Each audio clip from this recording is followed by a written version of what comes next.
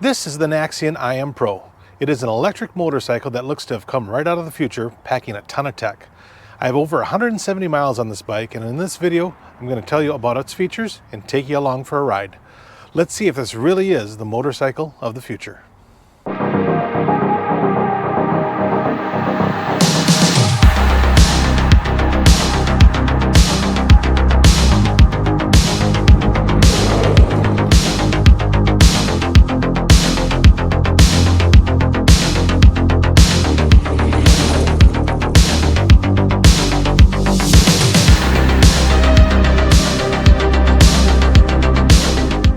So the Naxeon is one of my favorite styled electric motorcycles. Currently there are quite a few manufacturers trying to imitate a vintage cycle design with electric power. This is like a Cybertruck, well, without the extra drama. Now that doesn't mean it's the fastest electric vehicle. This thing only claims to make 14 peak horsepower, but it's attention getting and it has more tech than a flying DeLorean. Great Scott! Before we get too far into this review, I should mention that this bike is mine and I did receive it for free. However, it was not for purpose of review. I actually won this bike in an Instagram contest they were running last December. So for those of you wondering about the validity of those social media contests, well, this one turned out to be legit. Yes! That's awesome! First, let's talk about the power of the bike. This is powered by a 10.5 kilowatt hub motor that is backed by a 72 volt, 6.5 kilowatt hour semi-solid state battery. That powers the bike silently, 0 to 30 in 2.8 seconds. And it also gives it a top speed of 72 miles an hour and a maximum range rating of 111 miles. The one thing that I really appreciate is the fact that it has a standard Type 1 auto-grade charging point. This means you can charge it with most Level 1 chargers. Plus it is compatible with public Level 2 charging stations. On a Level 2 charger, you can go from 20 to 80% in 1.5 hours, and if you're at 0, you can get it to 100% in 5 hours.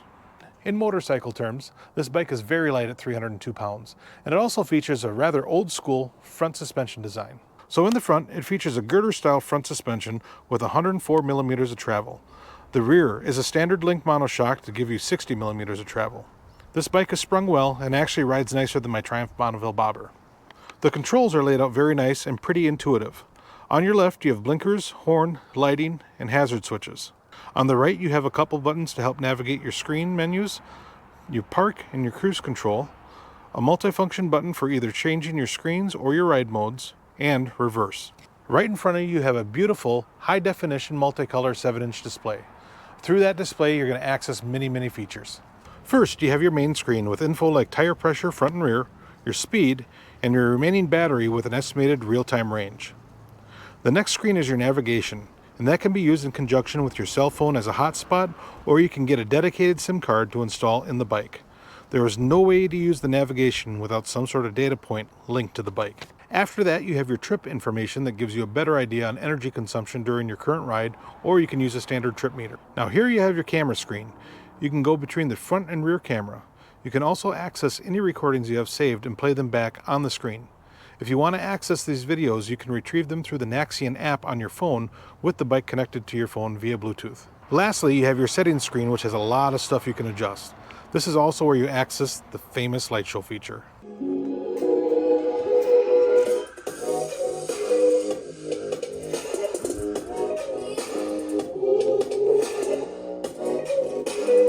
That's enough of features for now. Let's get geared up and take this on the road so I can show you what it's like to ride. All right, here we go. Gloves on. Once we sit down, since I have my phone on me and it's paired, it's going to turn on automatically. Now, one thing I should mention, this screen does not react to gloves. So if you have your gloves on, you're not able to do any of this stuff. You're also not able to do it when you're moving, regardless of gloves or not. So I wish this was sensitive to gloves because I'm going to be wearing motorcycle gloves most of the time when I'm riding this bike. All right, we're in park mode, set to dynamic. We are now in drive, kickstand is up. This button here is what changes my speeds, or my speed modes, I should say. Let's start out in zigzag just so we can, whoo. There we go.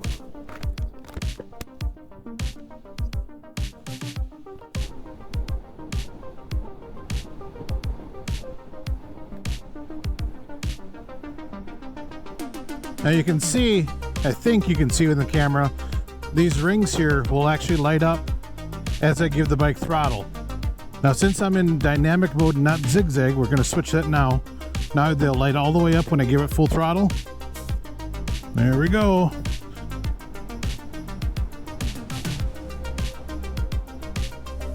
And we're cranking up the speed pretty decent.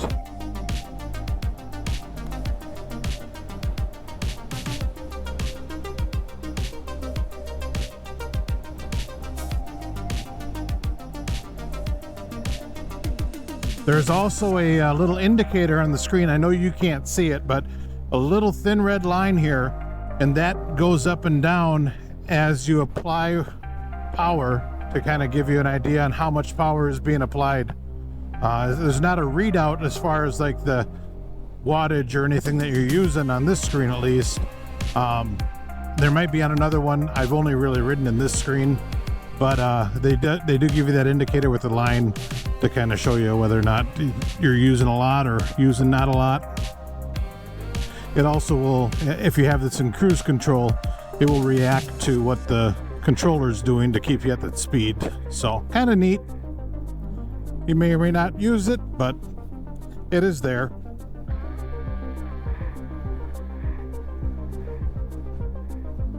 So right now we're at 96% battery. And this wind, today I didn't think it was going to be like this. So it might be kind of tricky to get a real top speed recording, but we're gonna give the bike a little bit of help. We're gonna spin around right here. We're gonna engage the boost mode, which is a trigger right here on my right hand finger, and that'll give us full power. It'll actually overboost the battery to 12.5 kilowatts. So we're at 10 mile an hour boost mode. Away we go.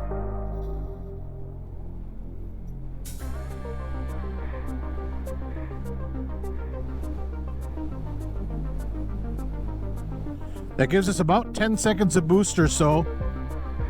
Boost mode is now off, and I have about 30 seconds before I can kick it back on. Now right now I'm mid 60s. I'm going faster than I need to. But I have had this bike up to 70 with the boost mode to get me there, and then it actually stayed there until I let off. But you know, it's cold out right now in Wisconsin. I'm a bigger guy than what this bike is probably designed for, as far as those numbers, you know, their peak top speed and their peak range and their peak acceleration. But the bike still carts me around just fine. So I'm around 250, and I'm sure the guy that over in China that was testing this thing was not that size. So I'm sure the bike is more capable if you have someone that weighs less than me. But what this bike does really well is just zigzagging around town. I mean, it handles awesome. It's very easy to lay down. And it has, 0 to 30, it just has a really nice pull. And it's not too much where a beginner can't handle it. I will say in zigzag, if you're not used to it, the throttle can kind of be a little touchy. But put it in dynamic mode. That evens it out a little bit more, gives you a less overall power output, but it still is capable of doing, 50 miles an hour or a little more. This road is very bumpy right now, especially after winter time. I'm hitting some decent potholes, and the suspension is just soaking it up. I was really questioning what that girder style front end was going to be like on this thing, and I'll say it is actually impressing me. This thing rides really well. It's they have the suspension set up really nice. Just a good ride, especially for a commuter style bike. That is one thing you probably don't normally see them put that much effort into, but this bike handles awesome and it rides really good. It just sucks up the junk, and it does a good job. The other thing this thing does well, of course, is attract attention. Most people have never seen anything like this, so when you're out cruising, if you're going to stop anywhere, be ready. People are going to have to ask you about it. They want to know, what the heck is that? Where did you get it? How fast is it? That's probably the number one question. Number two, of course, is how far can it go?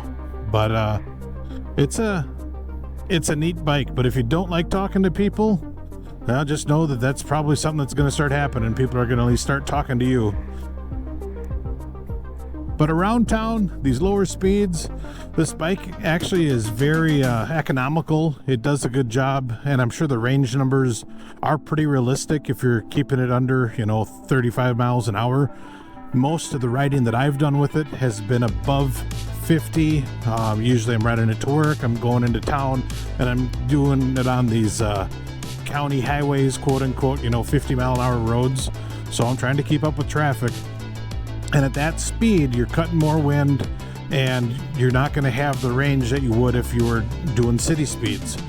Now, I did have a day when I had it out buzzing around Eau Claire, mostly in the city, and this thing was really economical.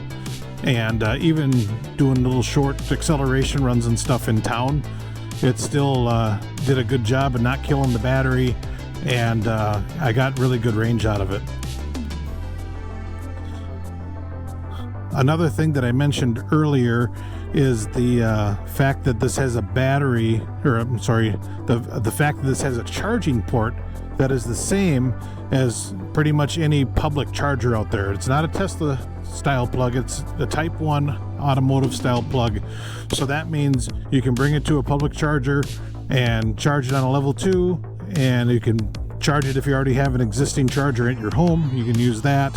I have heard of people saying they have mixed results with certain brands of chargers. I have only been able to test it with our charger that we have for our Jeep, which is a whatever it comes with when we buy a Wrangler 4xe, and that works with it.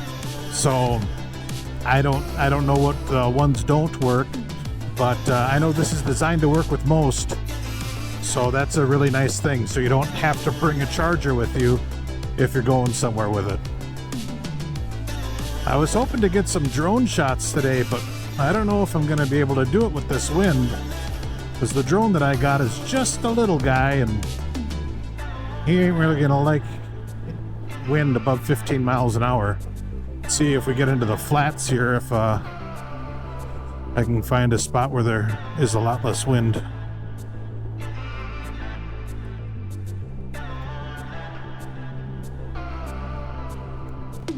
Zipping through this little neighborhood here. This is perfect for this. Let's see what this roundabout's like. Hopefully it's pretty clear. Just lays right down. A little bit of gravel, not bad. This bike just holds. Dragging my foot quite a bit on there. I know in some reviews people were saying that the front end kind of felt like it skipped a little bit. I haven't noticed that so much, like in a corner. I think the front end stays actually pretty well planted. I love that they still have Halloween stuff up. That's funny. But I think that this thing stays pretty planted.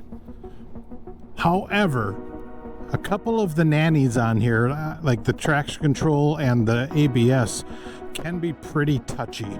So I actually have my traction control turned off, because there have been a few different times where I've been riding this and the back end hits a little bump, like a stutter bump, and then it kicks on the traction control, and in order to get it to disengage or to give you full power again, you have to let off the throttle and get back into it.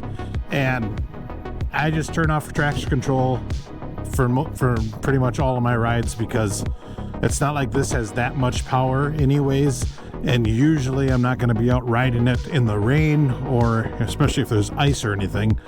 But the ABS, the front isn't so bad, but the rear can be pretty sensitive.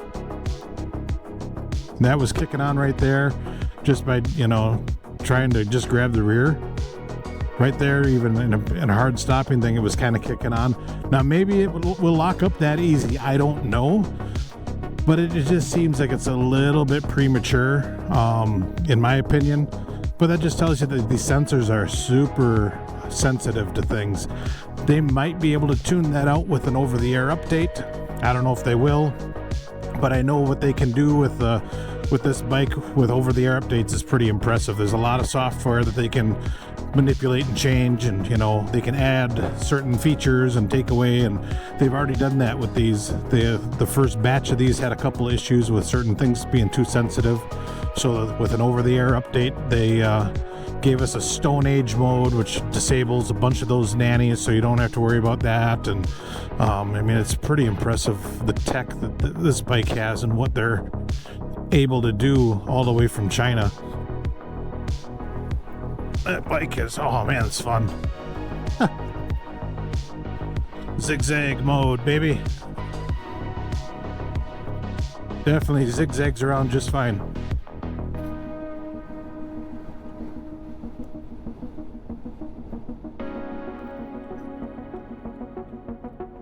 All right, so we're gonna get on a 50-mile-an-hour road right now. Let's see, most people are due probably around 60 on this thing. We will have the wind to our back, which will be good.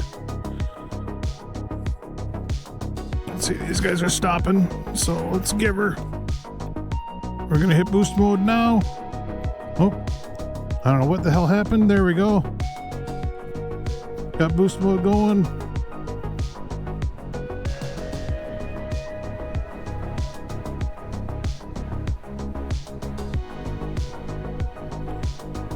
All right, our boost is off. We're going slightly downhill, so we're gaining a little bit more speed without the boost. We're doing 68. As we level out, we're leveling out speed to 66, 65. And again, that wind is to our back, which is helping. I don't think I can crank boost back on yet.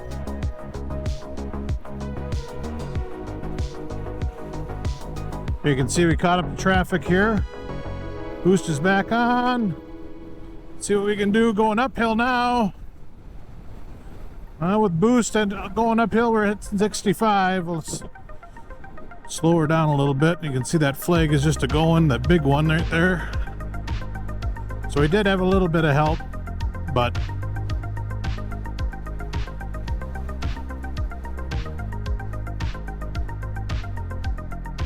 this thing, like I said, it has the capability to do pretty decent speeds.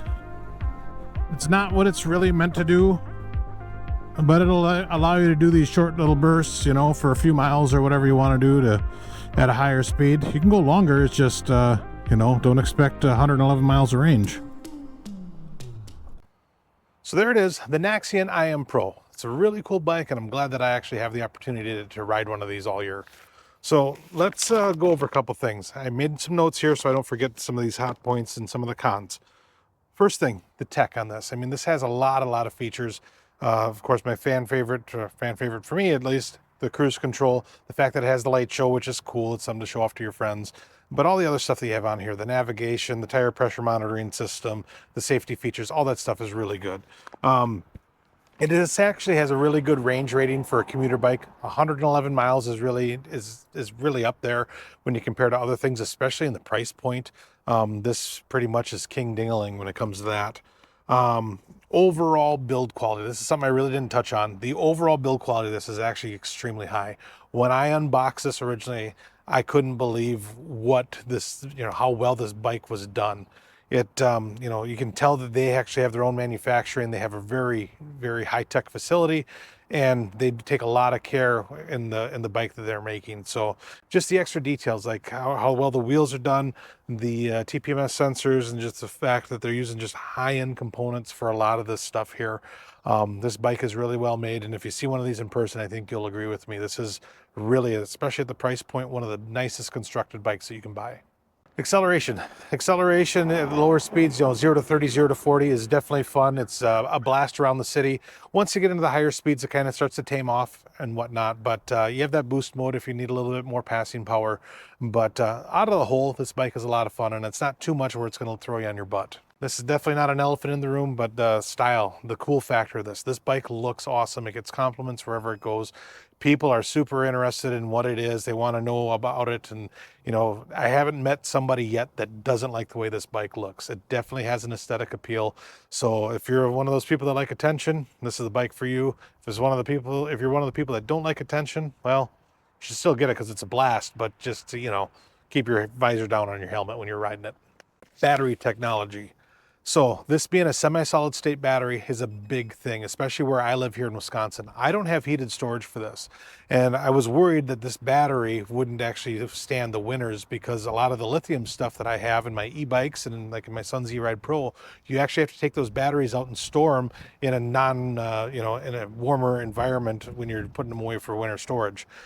From what I was told from the guys at the factory, this battery is good for up to negative 30 degrees Fahrenheit. Even in my unheated garage, it should never get that cold. So this battery, the way it's designed and the material that it's made out of, is able to withstand temperatures a lot better than regular lithium ion counterparts. If you ever have to replace it though, the one issue is that this battery, just like anything else EV, is kind of expensive. It comes in at $4,500. That brings me to another point though. This is a really good thing. If you go to their website, a lot of parts are already available. You can get them. So if you, let's say, lay one of these down in the corner and you just want to replace some body parts and stuff, all that stuff is accessible right through their website, or you can get it from one of their 20-some dealers that they have throughout the nation. I know they're trying to grow their dealer network, so that number may be off at this point. But at the time of me getting this bike, I know they had over 20 dealers in the United States. And you can also order factory direct if you need replacement parts, whether that be body panels, if you want to change the color, whether that be, you know, actual components, you know, like the controller or any of the suspension components and all that stuff. A lot of their parts catalog is available and ready to purchase. So it's one of those things where you don't have to worry about downtime nearly as much if you crash it or something happens. So that's awesome that you can get parts availability. So cons, I don't need a list for this because really the list is not very long, but let me show you something. This is the charger that you get right out of the factory. The issue that I have with this guy is it's extremely short. It really kind of marries me to the wall when I'm trying to charge it with this. So I'll be honest, I don't use this charger at all. Inside we have a Jeep 4xe, and I just use the level 1 charger that came with that Jeep because that has about a 20-foot cord from the charger to the charging unit versus this 3-footer or 4-footer or whatever this is. So that means I can park the bike wherever I want in the garage and I can always reach it and charge it without any issues. So another con that's worth mentioning is one of the maintenance things on this. So overall, this bike is going to require very little maintenance, but when it comes time to put the rear tire on, that's going to be a little bit of an issue. Now you bring this to most motorcycle shops, they're going to look at you like, whoa, I've never seen anything like this before. You have a hub drive motor with 3 rather large phase wires coming out of it, and those wires run all the way up to in here where the controller is. And in order to disconnect that, there is no quick disconnect on the wires down below. You have to run all the way up into there. You're going to have to disassemble the bike to a certain point. That's going to add labor time to your tire change. And with the way that this hub motor works, I'm not even sure if they're going to be able to put it on a regular balancer and balance out the rear tire for you. So just keep that in mind with any hub drive motor like this. It might make it a little bit more difficult for a regular motorcycle shop to put a rear tire on for you. All right, so that's it. I hope I gave you enough information on this bike, but if you have any questions on anything, please let me know in a comment below and I'll absolutely answer them as soon as I can. This is a really, really fun motorcycle, and it does have a couple little cons that I pointed out, but really, I mean, I can't complain, especially for the money that this bike is right now. For $69.99, you're getting a really awesome bike. You can buy these direct from Naxeon. I will have a link to their website below so you can do some more research on it. They do have another model that's different than this. That is called the Lite.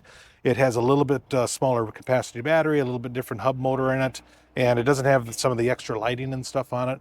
But if you're looking for basically a city commuter, it would probably still fit your needs with a top speed of 65 miles an hour. And I believe the range is right around 80 miles. So definitely check that guy out. If you have any questions, again, let me know below. Also, let me know what you think of this video. I know this channel really doesn't have too much to do with EV stuff, but this is something that's part of my life and I wanted to share it with all of you because, you know, this might be something that you're interested in as well. And let me know what you think of this. If you'd like to see more content like this, you know, I can absolutely put it on here. I do have another channel that I'm starting called Zach's E-Life. So if you want more EV content, that is going to be strictly an electric channel. Check out Zach's E-Life. I'll have a link to that below as well. So as always, Thanks for watching, and don't forget to enjoy the ride. See ya.